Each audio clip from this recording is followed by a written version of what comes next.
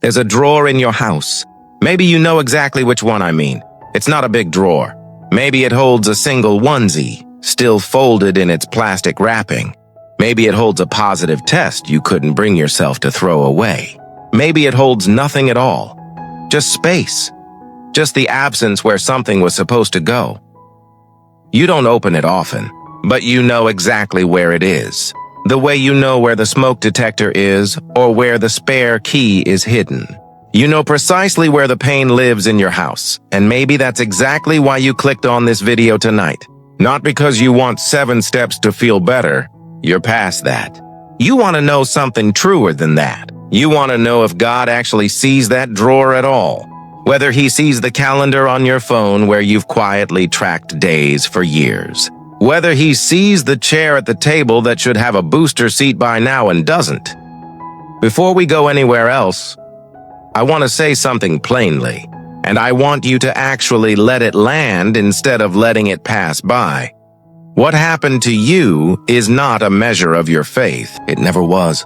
You did not lose a baby because you didn't pray hard enough. You are not still waiting because God is auditing your worthiness. Hear that now, because everything else in this video is wasted if you're still secretly grading yourself on an exam God never wrote. This isn't a video about fixing your situation. I can't do that, and I won't pretend I can. What I can do is take you into one of the oldest stories in Scripture about a woman who carried exactly what you're carrying and show you what happened the moment she stopped pretending she was fine. Her name was Hannah. In her world, a woman's entire worth got tied to her womb in ways we can barely imagine now. No child, no honor. No child, and people talked. Hannah had a husband who genuinely loved her. Elkanah cared for her deeply. But he had a second wife, Peninnah. And Peninnah had children, several of them. So every year, when the family made their pilgrimage to worship at Shiloh, Peninnah used that sacred trip to needle her.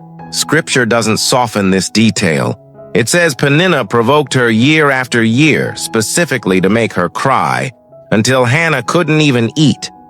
A holy pilgrimage became the most painful week on Hannah's calendar. Does that sound familiar? Maybe for you, it's a baby shower invitation landing the same week as a loss. Maybe it's the church handing out flowers on Mother's Day while you sit there clapping so no one notices you disappearing inside. Maybe it's a sister's 3rd pregnancy announcement arriving days after your 2nd miscarriage. Maybe it's the question that strangers ask without thinking, "So when are you two having kids?" A sentence that takes them 3 seconds to say, and you a full day to recover from. Hannah's pain had an audience. Yours probably does too, and that's part of what makes this kind of grief so exhausting. It rarely stays private. It gets witnessed, commented on, sometimes joked about by people who have no idea what they're doing. One year, Hannah finally stopped holding it together. She went to the temple alone and prayed in a way the priest Eli had never seen. Scripture says she wept bitterly. It says she prayed silently, lips moving, no sound, because her grief had gone past what words could carry. This wasn't a polite, composed prayer.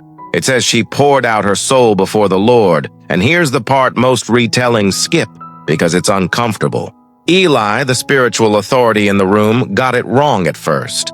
He saw a woman shaking, mouthing words with no sound, and he assumed she was drunk. He accused her right there, in her most vulnerable moment. Sit with that. The one person meant to recognize holy grief when he saw it misread it as something shameful. If that has ever happened to you, if your grief has been misread by your church, your family, or even your own mind as something wrong with you instead of something sacred happening in you, you are in good company.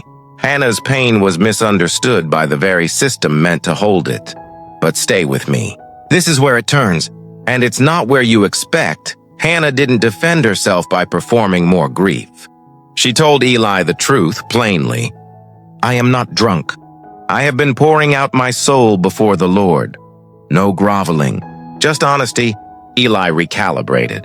He said, "Go in peace, and the God of Israel grant your petition." Read that again slowly.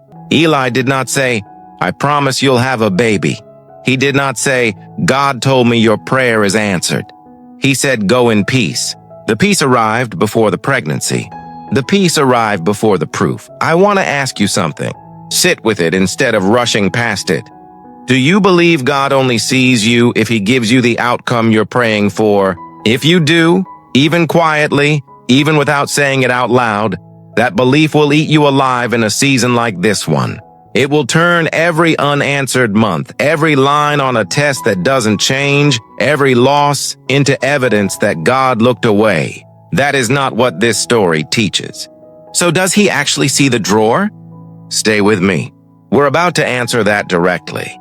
There's another woman earlier in Scripture I think about often in seasons like this. Her name was Hagar. Her story is different. She wasn't barren. She was used and cast out, alone in the desert with a child and no rescue in sight. But there's a moment in her story that answers the question sitting underneath everything you felt tonight. Alone, abandoned, terrified, Hagar encounters God.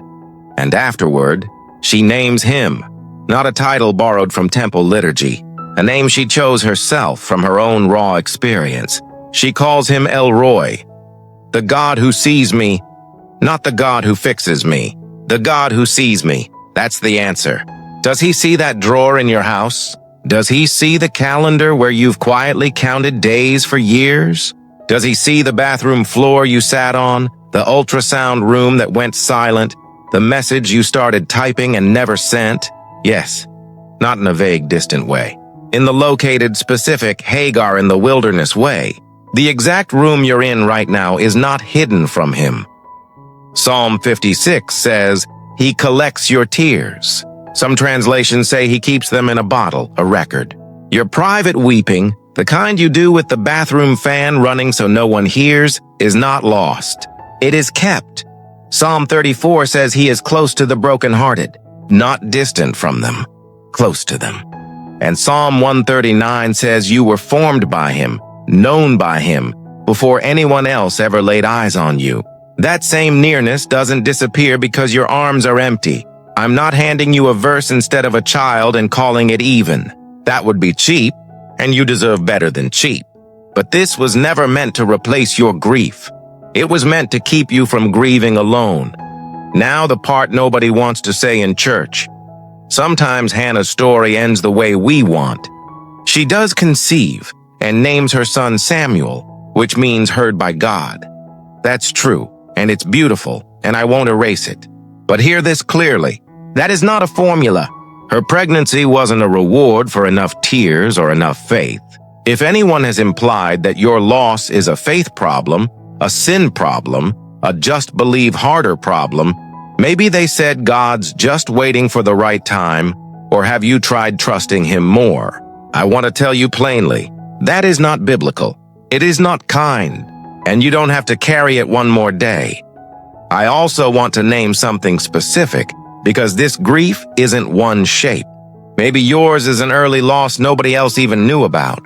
Maybe it's a stillbirth, where you held a baby and said goodbye in the same hour. Maybe it's secondary infertility, already apparent, and somehow that makes people assume you have less right to grieve. Maybe it's years of unexplained infertility with no diagnosis to even grieve toward. And maybe, this one rarely gets named, you're pregnant again right now after a loss and every appointment feels like holding your breath. All of these are real. None of them require a hierarchy of whose pain counts more, and about the penina in your life. The person who compares, minimizes, asks the wrong question at exactly the wrong moment. You don't owe her a confrontation.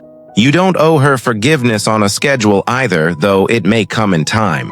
What you actually owe yourself is protection. Limiting what you explain to her is not bitterness. Leaving a conversation early, or simply not attending the event that costs you more than it gives you, is not unspiritual either. It's stewardship of something in you that is already fragile and doesn't need additional handling from careless hands. Hannah didn't fix penina. She simply stopped bringing her wounds to someone who wasn't safe with them and brought them to the temple instead. So what do you actually do with this tonight? I want to slow down here because this is the part that actually matters most, and I don't want to rush past it the way these videos sometimes do. Bring the real prayer, not the polished one.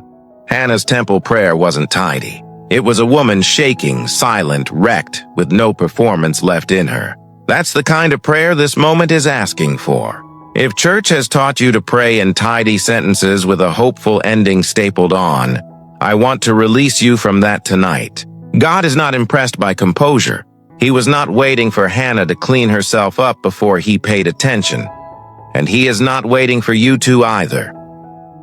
So I'm going to slow my voice down here because what comes next isn't really for your ears. It's for his. I'm going to pray a few different prayers out loud, written for a few different versions of this grief, and I want you to simply notice which one sounds like yours. You don't have to say anything back right now. Just listen, and let whichever one fits become your own. If you are grieving a miscarriage, this one might be yours. God, I had a child for a few weeks or a few months that no one else got to meet. I don't always know how to grieve someone the world never saw. I'm not asking you to explain why. I'm asking you to hold what I can't carry tonight, and to hold the part of me that still loves a child I never got to know. If you are walking through infertility, with no diagnosis and no answers, this one might be yours. God, I am tired of hoping on a schedule. I am tired of being brave in waiting rooms. I don't know if this will ever change, and some days I don't know how to keep asking you for something that hasn't come. I'm not asking for certainty tonight. I'm asking for peace before the certainty, the way you gave it to Hannah before anyone knew the ending. If you are pregnant again after a loss, this one might be yours. I'll keep it short because I know that's all the breath you have for this right now. God, I'm scared to hope again. Every appointment feels like holding my breath. Be near me in the waiting room. Be near me at 3 in the morning when the fear gets loud. Help me love this child without carrying the fear alone. If you are walking through secondary infertility, already a parent and still aching for another child, this one might be yours. God, I know I'm supposed to feel only grateful, and some days I genuinely do, but I'm also grieving a child I haven't gotten to have, and I feel guilty even admitting that out loud. Let me hold both of these at once, Lord. Let me be grateful and still be allowed to grieve. Don't let anyone, including me, tell me I don't have the right to feel this. And if none of those quite fit, or your grief doesn't sit neatly inside any one category, then maybe this is yours. God, you know what I'm carrying even when I don't have the words for it. See me, stay close to me. Give me peace before I have the answer. The way you gave it to Hannah. The way you let Hagar know you by name in a desert with nothing else around her. I don't need the whole story resolved tonight. I just need to know you're in the room with me. Whatever you actually said just now, even if it was silent, even if it was only tears, that was real prayer. Romans 8 tells us that when we don't even know what to pray, the Spirit Himself groans on our behalf, translating what we can't put into words. That means the prayer you just prayed didn't need to be eloquent to be heard. It only needed to be honest. And it was. Let that settle for a second before we keep going, because the next few things I want to say are practical. And practical things can feel small right after a moment like that. They're not meant to replace what just happened. They're just a few ways to carry it forward into tomorrow. Ask specifically for peace before the outcome. The way Eli pronounced peace over Hannah before anyone knew what would happen next. That's a legitimate prayer. Separate from asking for the child, separate from asking for the diagnosis to change. You can ask for peace in the waiting while still asking for the thing you actually want underneath it. These are not competing prayers. You can pray both in the same breath every single day for as long as this season lasts. Pick one trusted person and tell them one true sentence you haven't said out loud yet. Not the whole story. One sentence, something like, I'm still grieving this, even though it's been a while, or I don't know if I believe it will happen for me.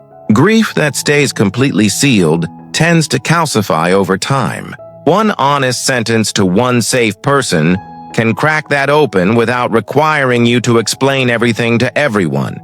If it helps, mark this season somehow, even quietly.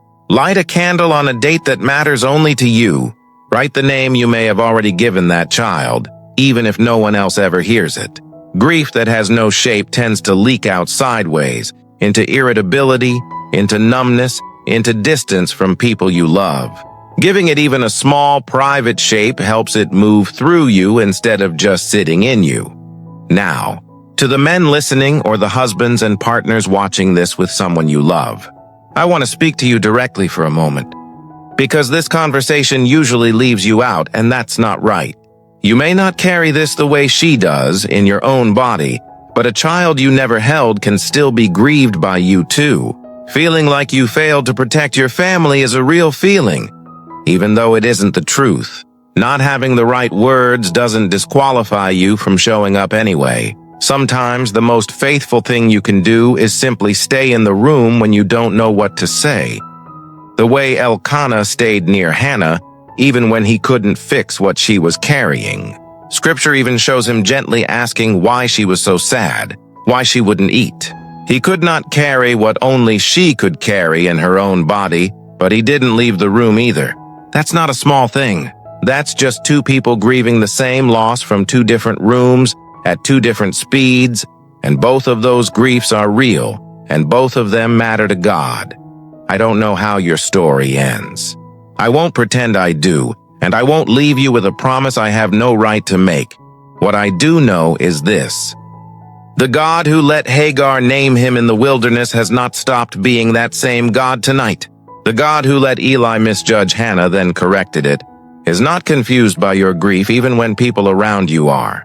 And the God who let a silent, shaking prayer count as worship, and who sends his own spirit to finish the prayers you can't find words for, is not waiting for you to compose yourself before he listens. Go in peace, not because the outcome is settled, because the one who has not looked away from you never will. So here's what I'd ask. If this is your story tonight, in the waiting, in the after, in the room with that drawer, tell me honestly in the comments, not for views, just so it isn't said into silence. And if there's someone in your life carrying this quietly, the kind of person who would never bring it up first, consider sending them this video tonight. Sometimes being seen starts with someone else doing the noticing first. You don't have to open that drawer tonight. You don't have to be ready for that.